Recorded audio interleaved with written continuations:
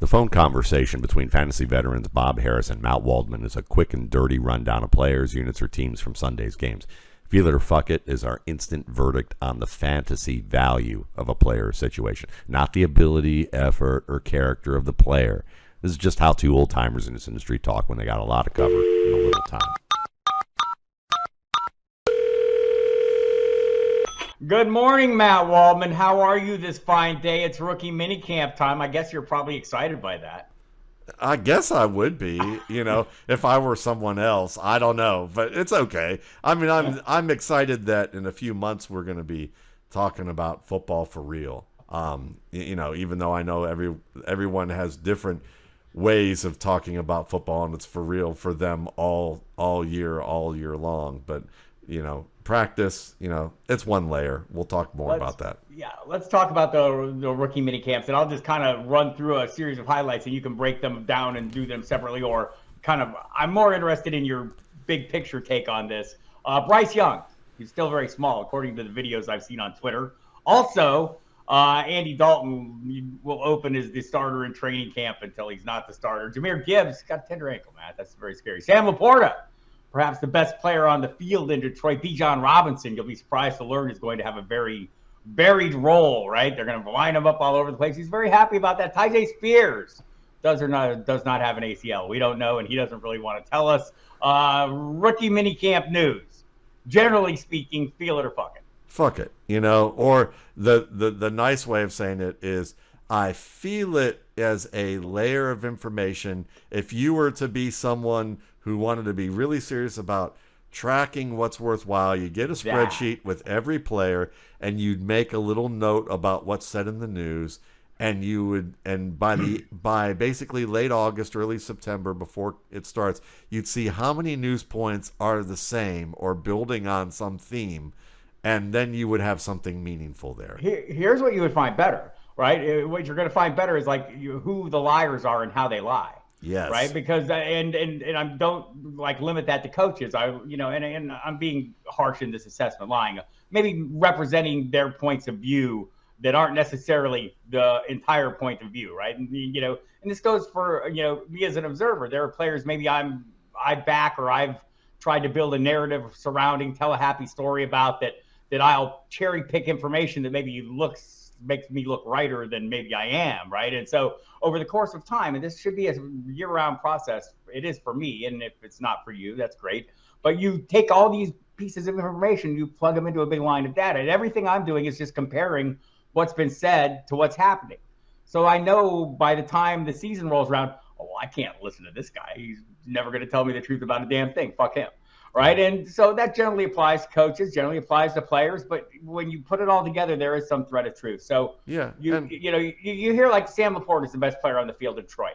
Well, he should be. It's a rookie minicamp. He was drafted highly. He's a talented player. He's out there with a bunch of scrubs and undrafted free agents. Yeah. Right. He better look like one of the best players out there, or something happened. And if Jahmyr Gibbs had been on the field, maybe he would have looked like the best player, but he's got a tweaked ankle. Well, I heard it worse. So, perspective, people. This is all a narrow band of information that's going to, in part, make up a bigger piece of information, but don't take it as the be-all, end-all, except for the part where Bryce Young looks like a miniature human, Matt. I'm scared.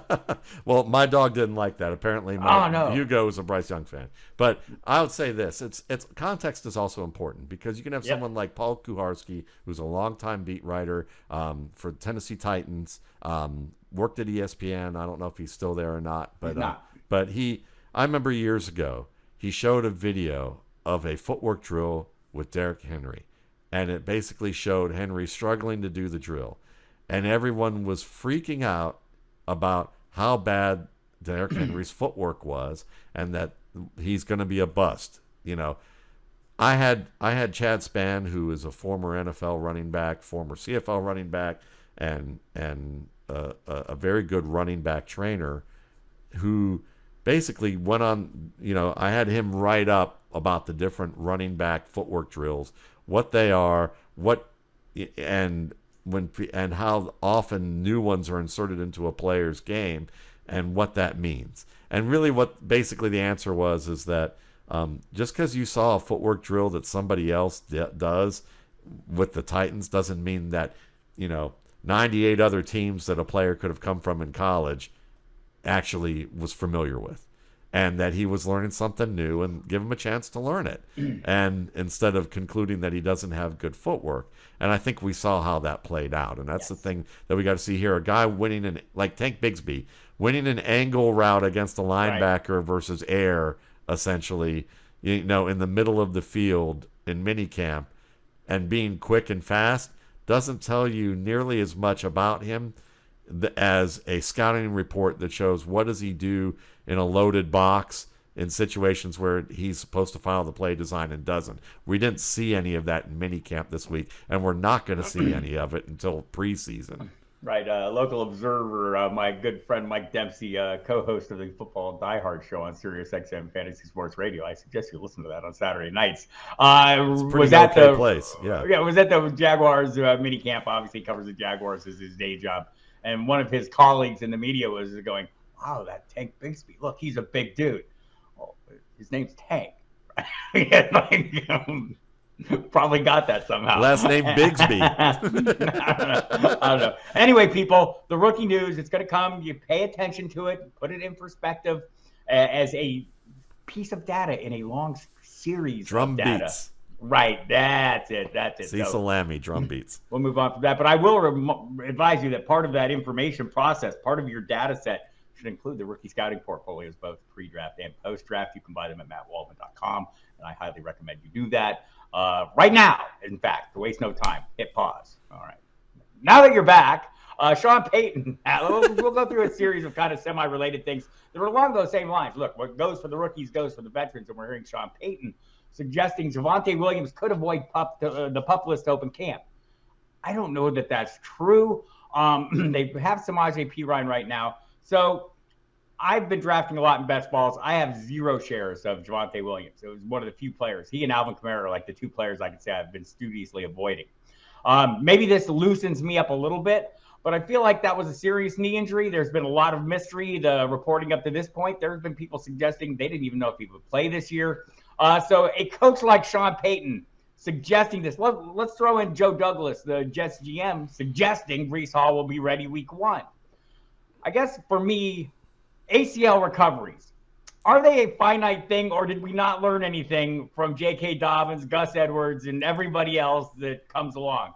There's a period, but it's not like a fixed period, right? Are we feeling that? Yeah, we're feeling that it's not a fixed period. I'm not feeling the ready week 1 could avoid PUP. What that tells me is that rehab is going smoothly enough, perhaps, that they can talk about it.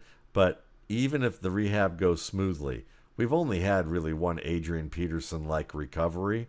Right. How many backs can you think of that tear their ACL in December of one year, come back in September, and then nearly rush for 2,000 yards or rush for over 2,000 yards, I think, at that point. So that's, the answer is 1. And so everybody else, let's remember, there's compensatory injuries because players aren't always confident with the knee. They're confident enough to practice, but then when it's time to make the serious cuts and deal with situations that they're not, they can't practice because they're scenarios that just are unplanned, that they have to show the confidence to make a certain move or plant with a certain violence. And it's hard to tell whether a player really is confident or not in the knee unless it's a glaring lack of confidence, or if the player tells you in hindsight, and usually they only tell you in hindsight, I wasn't fully confident on the knee. Sometimes, with Dobbins, there was some scar tissue that developed and had to be dealt with, and needed another procedure. So, I guess the feeling of taking all this with a grain of salt, much like the rookie news, it's a piece of information and a long series of information. Use it like that. Like a research paper, baby. Right. You don't just write the paper in one day and expect with someone who's actually going to grade your paper seriously to go say, oh, you did all your research of reading one book. Thanks for the one source for your research paper. You need more sources. I would agree with that. So there are a couple situations, though, that are not injury related that seem to be of interest and players that are still, I see, going in best balls, but getting some value. Joe Mixon in Cincinnati, there's a lot of talk that he will not remain a Bengal. Dalvin Cook even more buzz that he will not be a Minnesota Viking when the season rolls around. So let's start with the Cincinnati side of the equation. Joe Mixon, I mean, I think he can still play. What's his outlook to you? Are you feeling him as a viable fantasy option in a uniform not called Cincinnati's? I am if he gets cleared, but the fact that Cincinnati's not going to deal with him, doesn't want to deal with him, tells me that they think that this is a pretty serious situation and it's a pattern of behavior potentially if they associate it with what he did in out of high school in terms of violence or threats of violence towards women. So that's how they're going to see it, even if the situations are very different. I haven't dug into them to say, don't know. I'm just telling you that, generally they're going to look and say there's threat of violence against women, inappropriate behavior at the very least, to put it lightly. And they're probably like, we're done. And other teams may not want to touch him either. And that means that if they do use him, it's probably going to be for a much lower dollar figure and probably as depth rather than as a starter, and then have him prove that he's a good citizen. So the outlook to me isn't great. Like, if you're going to take Joe Mixon, you're probably going to be taking him off of the waiver wire during the season. And then you're going to have that whole debate that like half of our fantasy analysts do. Will you take a player who doesn't behave well as a citizen? And should you? And what should you do? And all of that kind of stuff that's well played out. And, I'll let you be the adult in the room and figure out whether you want to do that or not. For those of you who are listening, I'll just say that it most likely he's not going to be involved in a major trade as a serious starter. I don't think, for another team. I don't see I don't see like the Titans going, we lost Joe Mixon and Tyjae Spears, we need to get Joe Mixon because we're in a Super Bowl run or something, Right. I do think, though, we do see running backs get repurposed or let go by teams. And, I mean, Leonard Fournette's a prime example, leaves one team, catches out like Garrett Blount. We can point back to him and a number of backs that have done well. So I think, like, to me, Mixon, as the price drops, I'm still interested in drafting him. The cheaper the price, and this may be just part of how I play fantasy, but the cheaper the price, the more I'm feeling it. And right now, Mixon is going, I'll see him in the 6th or 7th round. I think there's some value to be had there. What if he's not there? I think a lot of people view the rookie Chase Brown as maybe the next man up. Should he be viewed as that? Chris Evans still there? I know a lot of people talking about Travion Williams right now, too. Yeah, there's going to be a lot of talk about Travion Williams, but Williams is probably going to have to show that he can win against at least indirect contact against a linebacker for me to feel pretty good about him. And he's had 3 years to have a chance to try and prove that, but he's had 3 years in the league, but we haven't seen him do anything like that because he's mainly been a special teams end of roster practice squad guy. Travion Williams can catch. He's a little bit more of a scat back, doesn't have great contact balance, not enough for, only I think Marlon Mack and Darren McFadden are the only two backs I've seen in the 18 years I've been studying college prospects who've actually not been able to show the contact balance that you need minimum to be a good NFL starter, and Travion Williams hasn't shown that. So unless he's changed his ways, I think Chase Brown is probably a much better bet, and they'll probably be adding a veteran to the mix too after they get a load of these backs, probably during the preseason.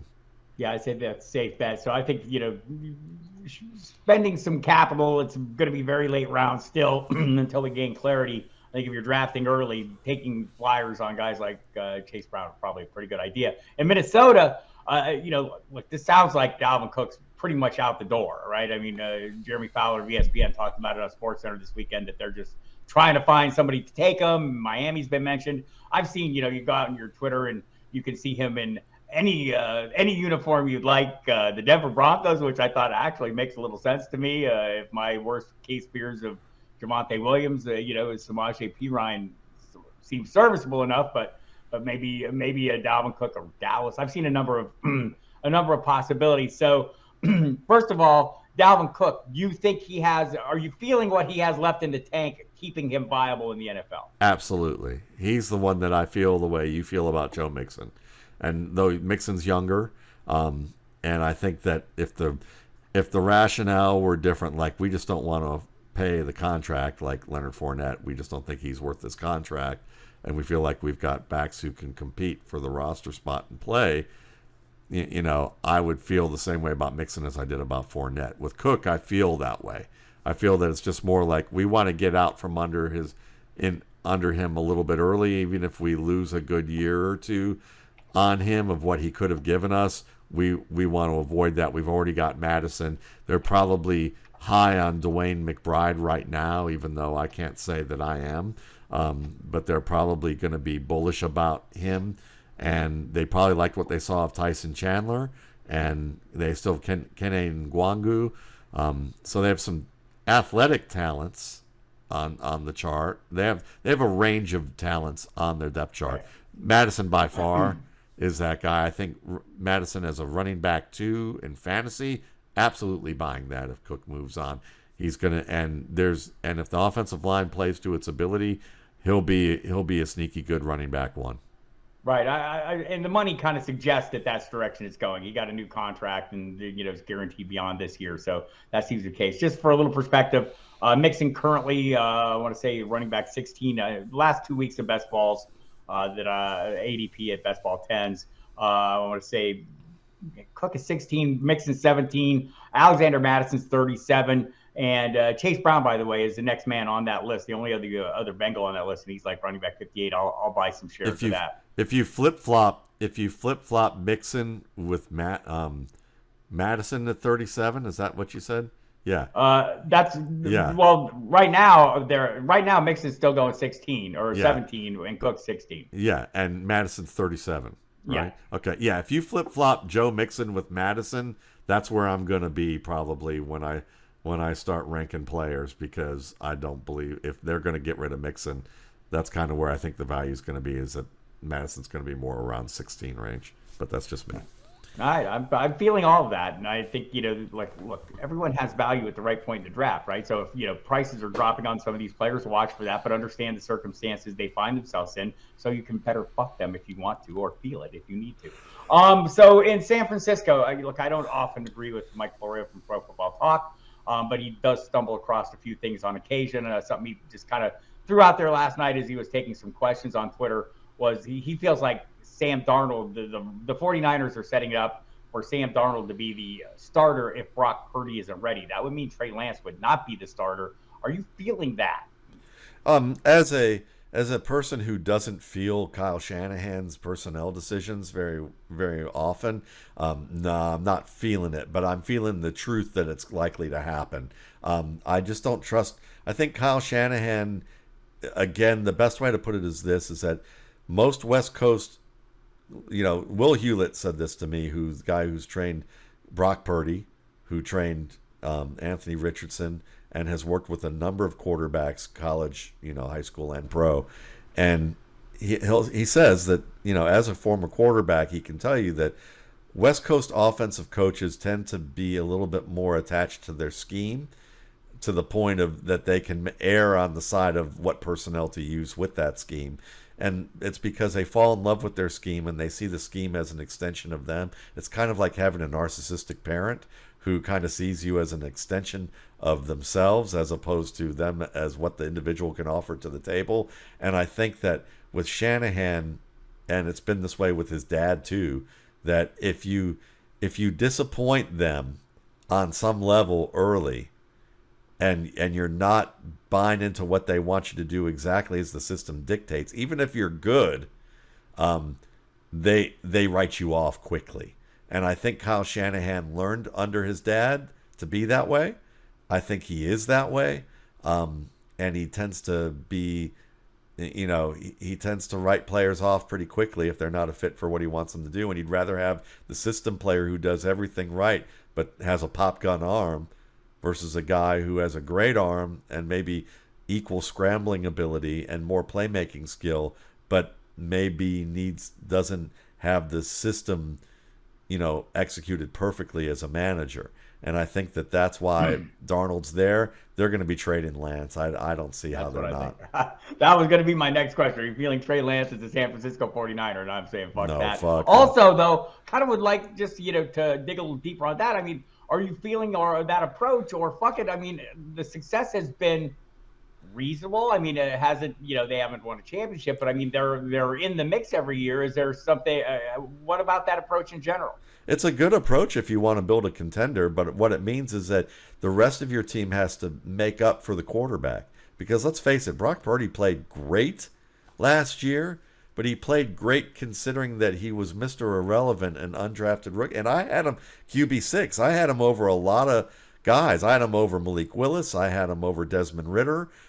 So I'm a fan of what I knew of Brock Purdy. But the thing is that you're asking a rookie to execute. And and he has an arm that's just maybe good enough to be a starter. So when you're looking at that combination, you need to have a strong offensive line, a great running game, great receivers, and a good defense. So the rest of your team really has to be good, and that's sometimes hard to do if you don't have a top quarterback to help you out. The rest of your team has to be strong. Well, for the Niners, that works, except till you get to the final games, because everyone wants to say, you need a quarterback. Yeah, Jimmy Garoppolo is a good quarterback for a system, but when he needs to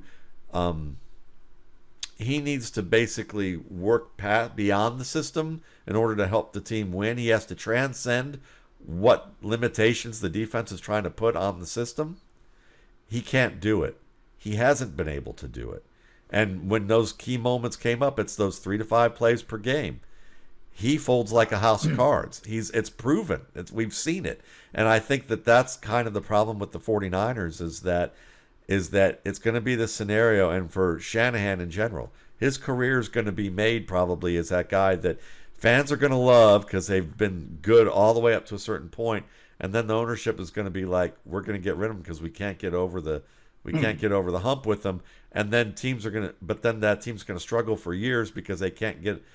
By the time they get the quarterback, now they don't have enough talent.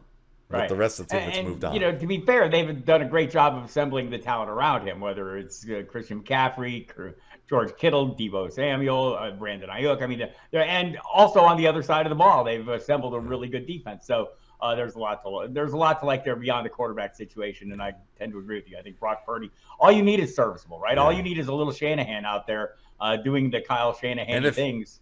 And if he can transcend what we know of him right now as a rookie and build on his game and be a maniacal worker like Brady and get his arm a little stronger, maybe he could be a Brady-like type of player who suddenly now you're talking you've got the right fit, but that means you hit on someone you didn't expect to hit on to do it. That's good. That's called good luck, people. Still no timetable for Kyler Murray's return to action. So are you feeling a fucking the Cardinals offense in the interim? It's going to be Colt McCoy. We've got a kind of I don't know what to expect from this offense without Kyler Murray. I think Colt McCoy's been serviceable. Drew Petzing is in as the offensive coordinator. Jonathan Gannon, not an offensive coach. So I don't know.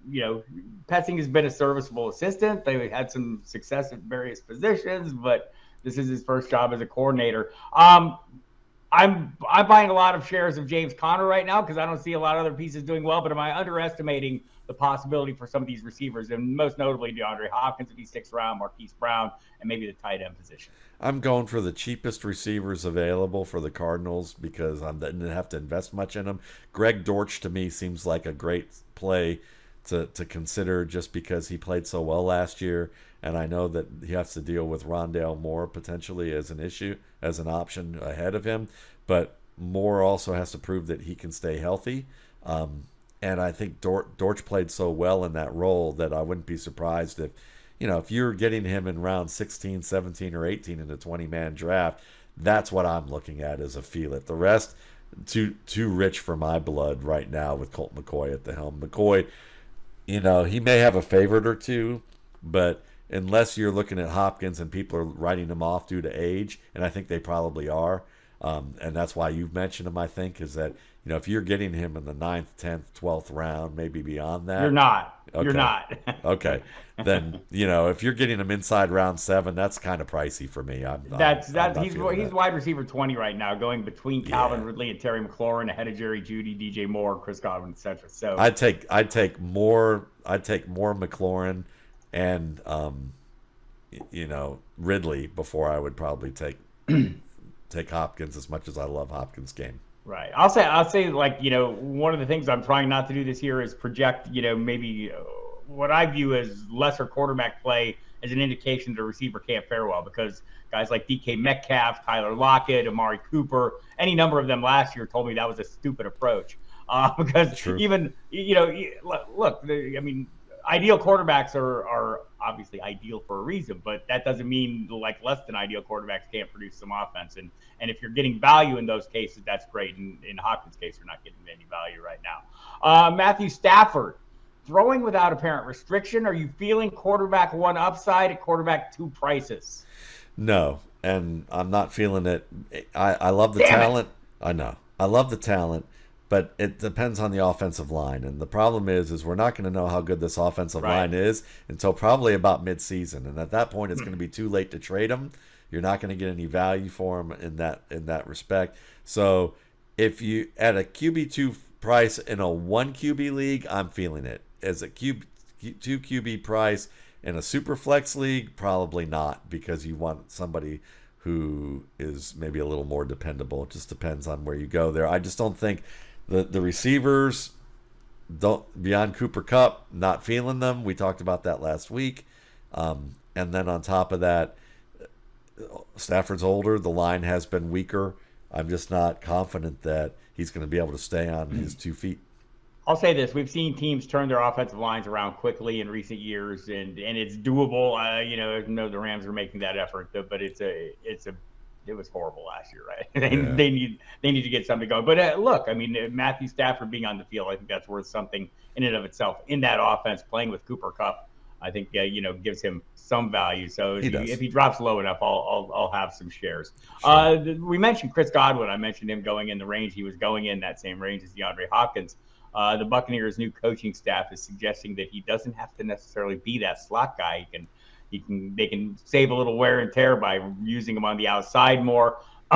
This is another case where the quarterback situation might be keeping us from drafting guys like Chris Godwin and Mike Evans. We're not maybe sold on Baker Mayfield. We're definitely not sold on Kyle Trask. We don't know what the hell's going on there. Are you feeling Chris Godwin is a frontline play? And let's extend it out to Mike Evans as well. Are you feeling that we're maybe overplaying our hands in downgrading their value?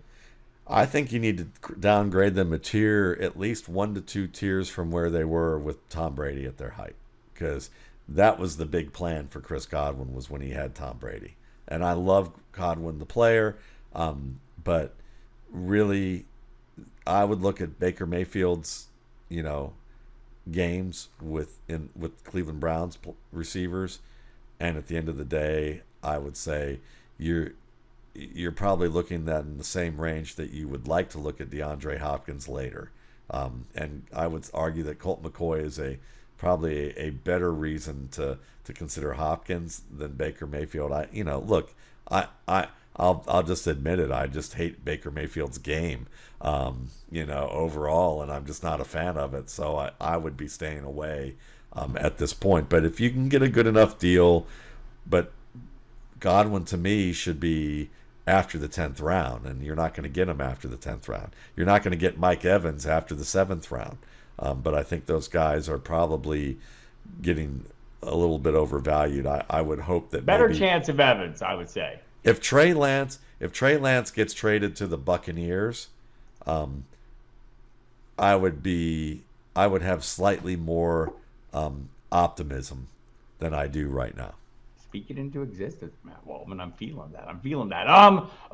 Foster Moreau, we've been wanting to talk about him. It's kind of been a heck of a story, a little bit of a roller coaster for him. He took a physical to sign with the Saints earlier this offseason, and they discovered Hodgkin's lymphoma. And so he said he was going to step away and not play this year. Well, apparently he's progressing nicely, because now he is stepping back. Not only is he signed with the Saints, but Dennis Allen says that he's on track to be a full participant in OTAs and play. If he does, are you feeling him as a contributor in the Saints offense? Totally feeling him here as a contributor. I wanted to talk about him, and I didn't know. Admittedly, I brought him up on the list like months ago to talk about during free agency, but I was so knee-deep in the RSP that Bob kindly reminded me that he keeps track of what's going on in the news every day. and was like, yeah, did you not hear about Foster Moreau? And I was like, no, and explained to me what happened, which made sense, because I kept wondering why I kept not hearing about him signing with anybody, because he seemed to me like one of the best free agent tight ends available on the market. But now that he's reunited with Derek Carr, and I think Carr likes going to Moreau, I just don't think that Moreau was as high of a priority in that offense when they had Darren Waller there. I think this year you're going to see a change where Carr and Moreau are going to be a good combination, and I'm totally feeling it, because it was a surprise to Moreau that he was even diagnosed. I mean, he obviously felt like he was feeling good. So if he was feeling good and he's still feeling good, that tells me they probably caught it pretty early. Yep. And he was able to and the treatments responded really, really fast. So yeah, totally feeling this. I'm totally feeling that this is fucking my Juwan Johnson shares that I have in early best balls. That's what I'm feeling here. There are both the joys and the heartaches of starting your best ball season in February. I can tell you, people, it's a roller coaster ride. But you gain clarity and you figure things out. One of the things you figure out, which I'm seeing now, is which bye weeks or which teams that I've already drafted. I have everybody on one bye, which is what I'm after. I would like to lose 1 week of the year due to byes, with everyone missing the same game. But beyond bye weeks, what's the importance of preseason strength of schedule? Fantasy people bandy that about like it's a major deal. I don't know that it is or isn't. I tend to think it's maybe like not that big a deal, because it's last year's strength of schedule more so than this year's. So go ahead. Yeah, minus free agents, minus rookies, minus guys retiring, minus guys improving. You know, if you told me that the Green Bay Packers 3 years ago were going to have a decent passing game because of Robert Tonyan, everyone would probably laugh at that. But Robert Tonyan was a big deal, him and Alan Lazard, but two players that were basically undrafted free agents who joined that club. And now you think of them, they're established names. So I think, to me, the importance of preseason schedule might be if you can look at the extremes. If the team hasn't had much changeover and they're really good on defense or really good as a passing game or whatever aspect of their play, then you can buy into some of that. If they're really bad, same thing. If there hasn't been changes and they're really bad, probably can buy into that too. So if you're looking at the extreme ranges of good and bad, and that hasn't changed much, fine. But I would say more than anything, strength of schedule to me becomes more viable as an analysis point as we get 5-6 weeks into the season. Right. It's a hair splitter, right? If I'm sitting there and I'm looking at players and I think these guys are valued exactly the same, but I mean, there are tidbits on there that are interesting, like the Titans having a very easy, based on last year's schedule against run. That's probably a good thing for Derrick Henry if you were a little bit on the fence or you were worried about a decline for him, especially if you look at the last 4 weeks of the season where it's like super easy for him. I think that, I think those things come into play a little bit, but yeah, don't put too much emphasis on people. We're drafting this year's best team, not last year's. And so using last year's strength of schedule is not like the most ideal thing, but clearly has a place. Just keep it in proper perspective. Like 90% of everything we've talked about today, Matt, it's all about perspective. I feel that, and I feel you, and I appreciate your time, effort, and energy. And we'll do it again next week. How about that? Love you. Back at you. Love you. Bye.